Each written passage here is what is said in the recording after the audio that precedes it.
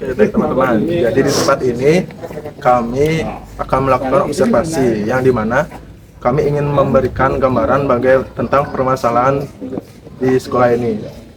Kami telah menyiapkan beberapa pertanyaan dari A sampai G, yaitu yang pertama, yang A, ada permasalahan pendidikan, kemudian yang B, faktor-faktor yang mempengaruhi, C, upaya pemecahannya, D, kegiatan penunjang pendidikan, E, faktor yang perlu diperhatikan, F, dukungan untuk kegiatan, dan G, budaya sekolah. Jadi itulah beberapa pertanyaan yang akan kami tanyakan terkait dengan permasalahan pendidikan di sekolah ini.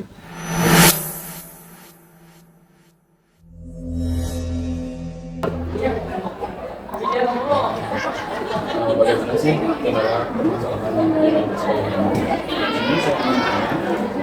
Apa saja yang sering muncul selama proses belajar mengajar di sekolah ini? Terima kasih atas kesempatannya selaku guru untuk memberikan informasi terkait dengan permasalahan penelitian di disiplin biologi. Yang jelas, adik-adik mohon informasi terkait dengan pelaksanaan permasalahan atau kendala yang sering muncul selama proses pembelajaran di SD Negeri 2 Biasma. Perlu Bapak saya sampaikan bahwa di SD Negeri 2 Biasma nanti ada jumlah siswa 51 kelas, 900-an. 900 yang mana kelas 7 terdiri dari 10 kelas, kelas 8-nya 11 dan kelas 9 10 kelas. Nah, kendala yang biasa sering muncul selama proses pembelajaran ini adalah terkait dengan perbedaan di akademik kemampuan siswa, karena proses belajar anak itu pun ada anak itu memiliki kemampuan yang cepat dia proses pembelajaran, ada yang proses mereka kendalanya itu adalah keberagaman dari siswa yang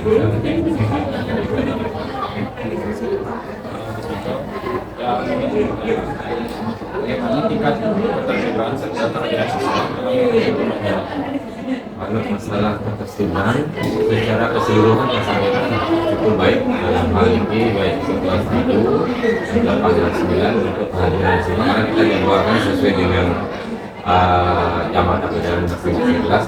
Walaupun ada 1-2 yang tidak bisa hadir mengikuti mata pelajaran, itu pun sudah berkoordinasi dengan wali kelas. Dia dalam keadaan misalnya dia sakit atau izin, kami membuat ada sebuah WA di masing-masing kelas memberikan kesempatan kepada anak yang jelas anak itu menyampaikan pesan kepada walinya melalui orang tua atau wali bahwa anak tersebut tidak bisa hadir.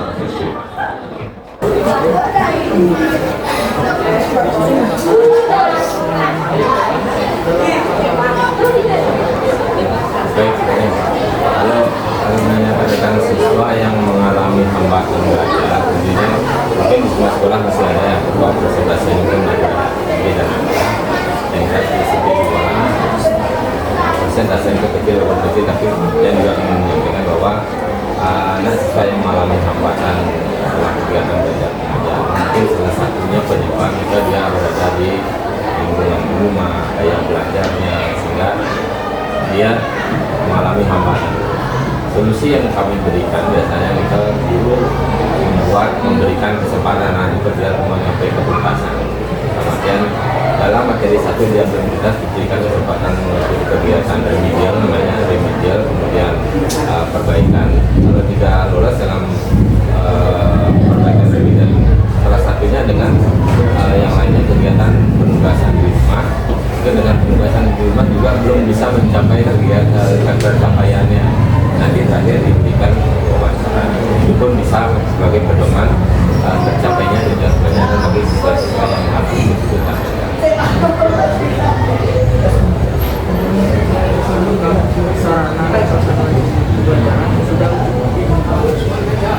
Kalau sarana prasarana yang kira sudah cukup memadai, yang jelas artinya untuk kebutuhan siswa dia ada perpustakaan, ada laptop dan ruang komputer. Nah, mungkin dengan bantuan yang baru dengan TV media itu, mudah-mudahan semua guru dapat memanfaatkan belajar dengan menggunakan IT. Dan yang jelas kalau tahun-tahun sebelumnya ada yang menggunakan LCD, tapi kita harapkan mungkin tambahan berupa LCD karena kita terbatas 11 novel meningkat agak kewalahan. Itu yang mungkin kekurangannya. Yang jelas untuk masalah secara keseluruhan sarana prasarana kesediaan dalam proses belajar mengajar yang merasa cukup.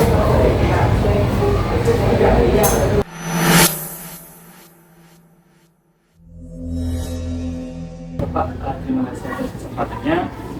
Tadi sudah ditanyakan beberapa ya mengenai permasalahan pendidikan. Nah, di sini saya sendiri akan menanyakan poin yang kedua, yaitu faktor yang mempengaruhi. Nah, saya akan menanyakan 3 pertanyaan. Nah, menurut Bapak, faktor yang dominan untuk mempengaruhi prestasi siswa di SMP ini apa? Menurut yang sendiri kegiatan di SMP Negeri 2 Biasma, faktor yang mempengaruhi prestasi siswa di SMP Negeri 2 adalah salah satu dengan kedisiplinan belajar, kemudian termasuk juga di lingkungan di mana mereka melakukan adaptasi di rumah, untuk dukungan orang tua. Itu poin yang bisa menentukan pengaruh besar terhadap prestasi siswa, baik itu di belajar, di memiliki keberkatan minat, pengembangan. Kalau dia merasakan di rumahnya tidak ada perhatian dari orang tua, mungkin di sekolah itu prestasinya agak menurun. Tapi yang sampaikan tadi, kendala-kendala salah satunya ini adalah penyebab lingkungan di rumah. Kalau memang di rumah dia belum diperhatikan oleh orang tua, jelas berpengaruh kepada pelajaran pendidikan di sekolah ataupun prestasi yang diperoleh di sekolah dan lingkungan belajar. Terima kasih, Pak. Pertanyaan yang kedua, bagaimana peran kontribusi guru dalam menciptakan proses pembelajaran yang efektif dan nyaman? Untuk penerapan biar efektif dan nyaman, biasanya kita kan ada kelompok guru mata pelajaran MGMP sekolah. Di sana biasanya saling memberikan motivasi, saling memberikan dukungan untuk memberikan pencapaian pembelajaran yang efektif. Apa kira-kira di mana kekurangannya, di mana kendalanya yang kita hadapi. Di sana kita biasanya melaksanakan rapat koordinasi MGP masing-masing level. Terima kasih, Pak. Pertanyaan yang ketiga, bagaimana kondisi lingkungan sekolah saat ini dalam mendukung kegiatan belajar dan mengajar? Kalau yang rasa di lingkungan sekolah saat itu kondisi yang ada di sekolah SMP 2 Biasma aman, nyaman, bersih, dan memang kegiatan pembelajaran tetap berlangsung dengan jelas. Keamanan juga menjadi faktor penting. Terima kasih, Pak.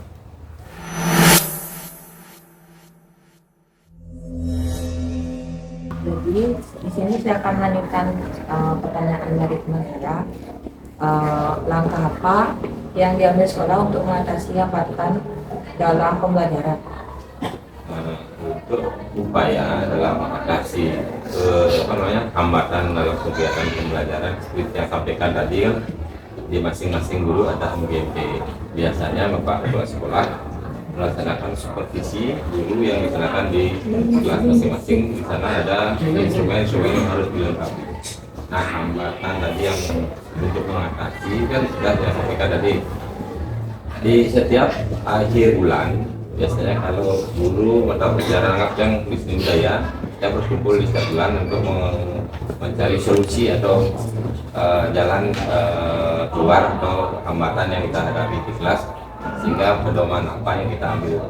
Ramanya di penerapan perencanaan juga perlu ditingkatkan berupa sekarang kan modul belajar namanya. Dulu kan rencana melaksanakan pembelajaran di kurikulum merdeka berubah menjadi modul belajar. Bersama di sana proses kegiatan pembelajaran sudah ada itemnya, artinya sudah ada step by stepnya di sana bagaimana kita melaksanakan kegiatan pelajaran. Nah, di saat ada hambatan itu di sana kita akan melakukan diskusi dengan teman satu, misalnya ada di PJOK, semua seluruh yang mengajar guru PJOK itu berkumpul menyampaikan pendapat atau mencari solusi apabila ada kendala kelas. Baik, pertanyaan saya yang kedua yaitu bagaimana strategi guru dalam membantu siswa yang mengalami kesulitan belajar? Kalau secara umum ya, kalau di dalam tugas KPJ, kalau secara umum jika ada anak yang mengalami kesulitan dalam melaksanakan pembelajaran, pertama masing-masing guru pun dia melaksanakan remedial, perbaikan nilai dengan mengulang kembali pembelajaran sama atau memberikan soal yang ada kaitan dengan materi tersebut diberikan kembali dengan remedial. Dan juga istilahnya bagi anak-anak yang sudah melewati kalau jasa lanjutkan pengayaan. Jika remedial ini belum bisa terpenuhi tujuan ketercapaian pembelajaran, juga bisa diberikan penugasan berupa ada kaitan dengan materi mikro. Nah, secara umum dia sampaikan materi apa misalnya, itu ada penugasan di rumah. Sampai diberikan penugasan di rumah belum juga terpenuhi syarat ketercapaian, itu akan diberikan tes mungkin ditanyakan apa kendala, bagaimana siap melakukan perubahan modal belajar dan sebagainya. Mungkin dengan teknik wawancara ada kaitan dengan materi tersebut mungkin bisa mencapai mengatasi akan melanjutkan pertanyaan dari teman saya. Pertanyaan selanjutnya, apakah pihak sekolah menjalin komunikasi dan kerjasama dengan orang tua siswa? Kalau kami di sekolah tetap melaksanakan komunikasi dengan orang tua terkait dengan satu pelaporan kami selaku sekolah seluruh orang tua memberikan laporan, wajib memberikan lapor hasil evaluasi belajar siswa selama 6 semester berupa hasil raport. Kemudian di saat melakukan kegiatan di awal biasanya kami ada pertemuan dengan orang tua siswa terkait dengan kondisi siswa. Nah, juga termasuk juga hubungan kami dengan orang tua ada di grup WA kelas masing-masing. Nah, seperti yang sampaikan tadi kan, jika anaknya tidak bisa hadir sesuai dengan hari dan jadwal, orang tuanya lah yang menyampaikan pesan lewat wali. Nah, kalau dia anak sendiri kemungkinan masih ada kategori meragukan. Kalau sudah wali, orang tua kan sudah diketahui. Jangan sampai nanti anak menyatakan dari rumah berangkat ke sekolah ternyata di sekolah tidak ada, dia melakukan kegiatan lain, itu yang kami khawatir. Sehingga hubungan kami dengan orang tua siswa ada di grup WA. Seberapa efektif solusi yang telah diterapkan dalam mengatasi permasalahan tersebut? Nah, itu yang terkait dengan seberapa efektif. Nah, seperti yang ketahuan tadi, pernah suatu kejadian di hari kegiatan melaksanakan kegiatan kebersihan, kami menemukan ada di satu kelas anak tidak ada di kelas. Ternyata di chat temannya menyampaikan bahwa tadi sudah berangkat ke sekolah bersama-sama, sehingga kami hubungi yang bersangkutan orang tuanya. Ternyata orang tuanya menjawab bahwa anak saya sudah berangkat ke sekolah.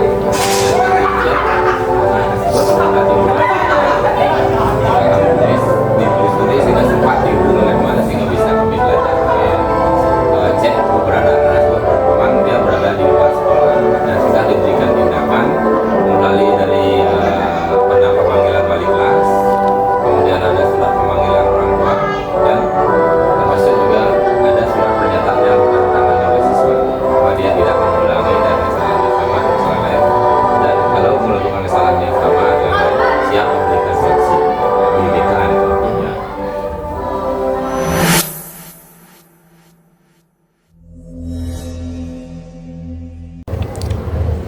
Baik Pak, terima kasih atas waktunya. Di sini saya akan bertanya mengenai kegiatan penunjang pendidikan. Jadi program apa saja yang mendukung proses pendidikan di sekolah?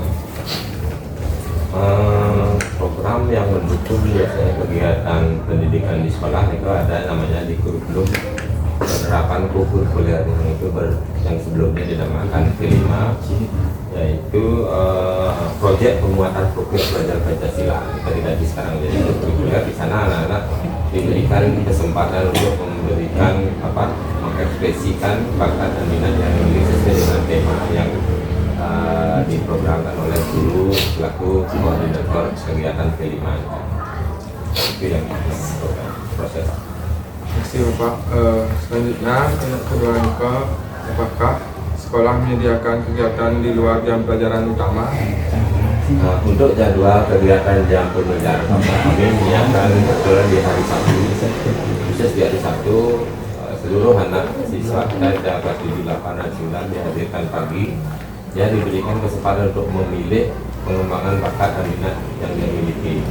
Nah, itu kita siapkan beberapa jenis ekstra, mulai dari pramuka, PMR, ASPAN, ada PIKR, ada yang jelas kaitannya ada yang akademik, non akademik, yang ada kaitan dengan seni dan budaya, termasuk juga yang terkait dengan mapel, pelajaran untuk persiapan di saat anak-anak mengikuti lomba, sehingga siswa-siswa yang memilih ekstra pengembangan bakat ini bisa disiapkan untuk mengikuti lomba tersebut.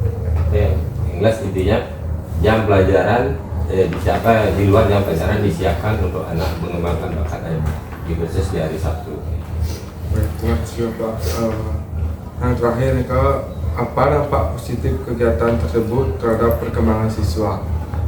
Yang jelas dampak untuk pengembangan bakat dan minat yang rasakan bahwa anak-anak yang kita berikan kesempatan itu berdampak kepada kedisiplinannya dia, karakternya jelas meningkat, sehingga kepercayaan dirinya juga, situasi sosialnya juga meningkat, sehingga menurut yang pribadi bahwa kegiatan ekstrakurikuler termasuk pengembangan bakat minat yang memberikan pengaruh besar terhadap perkembangan peserta didik kita yang saat ini.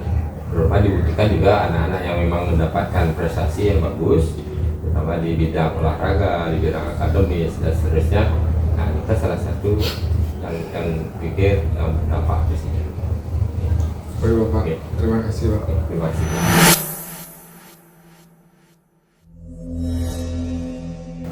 Baik, di sini saya akan menanyakan beberapa faktor yang perlu diperhatikan, yaitu apakah ada hal-hal yang perlu diperhatikan agar pembelajaran berjalan secara optimal. Oke, terima kasih. Yang jelas yang bisa kita sampaikan selama kegiatan pembelajaran di kelas, hal-hal yang bisa diberikan agar proses pembelajaran bisa berjalan secara optimal adalah salah satunya pertama melalui kesiapan guru dan siswa. Artinya guru dan siswa itu siap dalam melaksanakan kegiatan pembelajaran. Kedua, jadi perencanaan pembelajaran itu sudah direncanakan secara matang melalui biasanya kita setiap tahun melaksanakan review kurikulum yang mana di mana setiap guru mapel wajib membuat perencanaan pembelajaran selama 1 semester atau 1 tahun, sehingga dari perencanaan itu sehingga bisa disiapkan di kelas masing-masing. Di samping itu sarana dan prasarana pembelajaran juga seperti yang sampaikan tadi, untuk kondisi di SMP 2 Biar Semal, sarana prasarana pendukung cukup memadai, dan mudah-mudahan nanti di tahun berikutnya dengan adanya sarana baru di media ini bisa dimanfaatkan dengan baik sehingga anak-anak merasa nyaman melaksanakan kegiatan pembelajaran. Sedangkan lingkungan juga belajar berpengaruh terhadap kegiatan pembelajaran itu dia bisa berlaksana secara kondusif, sehingga lingkungan belajar memang kita di SP2 memang aman, nyaman, sehingga kegiatan pembelajaran bisa berlangsung secara kondusif. Yang terakhir, yang salah satu yang menurut yang pribadi yang bisa menyebabkan kegiatan pembelajaran itu bisa berjalan dengan kondusif adalah motivasi belajar siswa. Apabila anak-anak itu termotivasi untuk belajar, yang yakin bahwa kegiatan belajar itu bisa berjalan dengan baik, dengan kondusif. Baik Pak, yang kedua, bagaimana sih para guru dalam mengelola suasana di kelas? Untuk kemampuan guru, biasanya kami di kelas mengawali dengan menentukan membuat suatu kesepakatan kelas yang biasanya semua anak kami berikan kesempatan memilih di kelas, semua kelas kami berikan kesempatan mulai dari pengurus kelas, ketua kelas memilih kesepakatan kelas apa saja yang harus disepakati bersama dalam mulai datang ke sekolah, mulai dari melaksanakan tiket, mulai saat kegiatan pembelajaran, di mana apakah ada bullying di sana, bagaimana sanksinya kepada teman-teman yang melakukan pelanggaran. Itu kami berikan kesempatan kepada wali kelas mendampingi untuk pembuatan kesepakatan kelas, sehingga itu sebagai pedoman aturan tertib selain tata tertib sekolah yang kita sepakati bersama. Terus mengenai penyusunan tata letak juga denah kelas kami biasanya di awal tahun membuat tata letak denah. Ada yang kita berikan kebebasan mengatur tata letak kelas 1 siswa 1 bangku, ada yang 2 yang jelas berdasarkan tadi kenyamanan dia belajar, kesepakatan kelasnya. Yang jelas untuk pembelajaran kegiatan secara efektif agar bisa disampaikan secara efektif. Nah itu salah satunya, 2 faktor tadi yang sampaikan bisa membantu di dalam kegiatan. Baik, Pak, selain itu, apakah pembelajaran yang digunakan saat ini sudah sesuai dengan karakteristik dari siswa? Nah, pembelajaran yang disampaikan, kalau kita melihat kurikulum Merdeka itu kan kegiatan pendidikan berpusat kepada siswa. Tentunya sudah jelas kita berfokus pada siswa menerapkan karakteristik anak.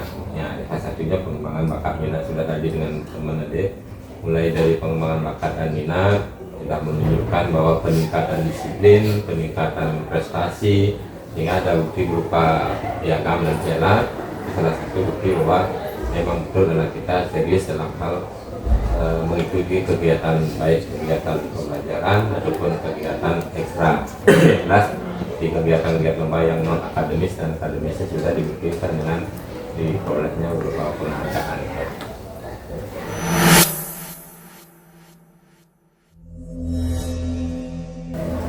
Baik Bapak, izin sebelumnya saya ingin menanyakan terkait dukungan kegiatan.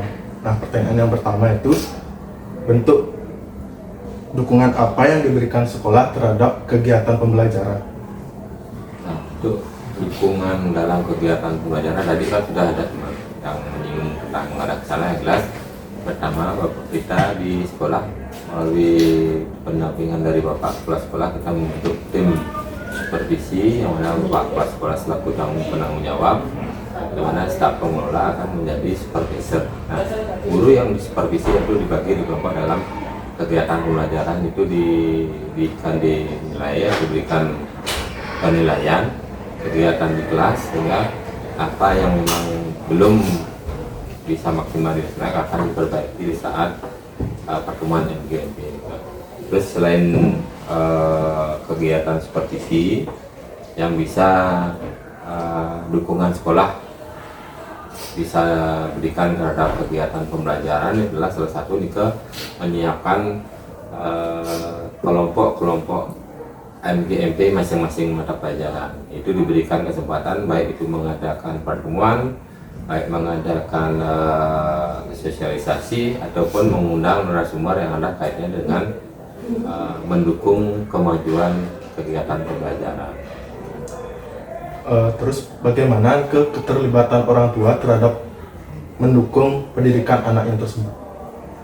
Nah, keterlibatan orang tua untuk mendukung kegiatan pendidikan di sekolah, kita sudah juga yang tadi sudah sampaikan, di sekolah kita membentuk grup WA orang tua dan grup wali kelas. Nah, di masing-masing kelas ini wali sudah memegang nomor masing-masing orang tua siswa ini untuk berkoordinasi terkait dengan perkembangan siswa didiknya.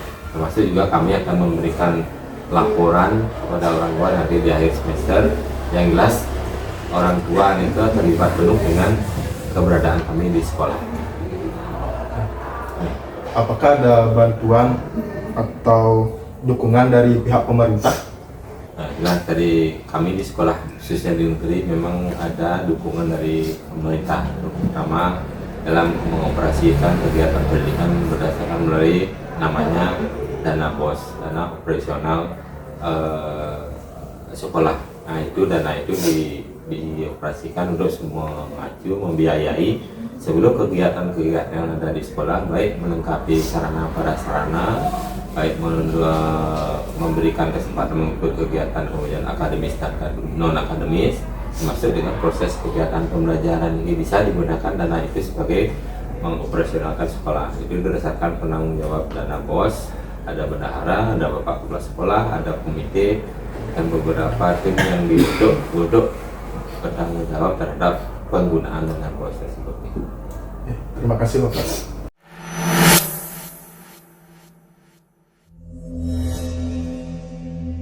sini saya akan menanyakan terkait tentang budaya sekolah di sini. Yang pertama, nilai dan kebiasaan apa aja yang dikembangkan di lingkungan sekolah? Menurut yang pribadi untuk nilai yang dikembangkan di lingkungan sekolah, pertama yang kita harapkan adalah penegakan disiplin, tanggung jawab, kemudian sopan santun, kerjasama, juga termasuk dengan penerapan yang secara religius yang kita lakukan setiap purnama dilam, melakukan persembayangan purnama dilam, yang mana kami berkoordinasi dengan pihak OSIS membuat suatu program yang namanya literasi numerasi. Nah, di sana ada di masing-masing hari, mulai dari Senin sampai Sabtu, ada kegiatan yang sudah tersusun yang dikoordinasikan dengan pembina OSIS. Yang salah satunya yang pertama kegiatan literasi, kemudian numerasi, termasuk juga melaksanakan kegiatan pengembangan bakat dan minat tadi. Itu salah satu yang terkait dengan kebiasaan yang bisa dikembangkan di lingkungan sekolah. Harapannya nanti membentuk bagaimana anak itu memiliki disiplin yang bagus, memiliki kerjasama yang baik, sopan santun, dan memiliki sikap yang religius. Oke. Apa budaya tersebut berperan dalam meningkatkan kualitas pembelajaran?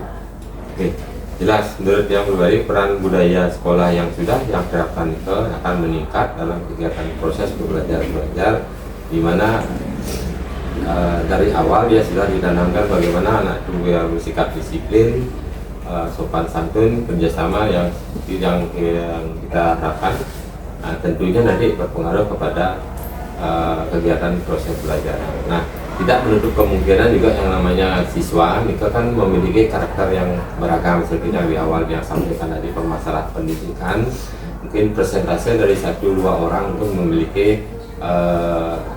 kualitas pembelajaran yang berbeda. Itu antisipasi juga yang sampaikan, kita memiliki solusi bahwa pendampingan dengan guru BK dan sebagainya, jika arah kita secara keseluruhan nominal atau jumlah anak yang memiliki keterbelakangan atau peningkatan kualitas yang menurun bisa diatasi dengan cara seperti ini.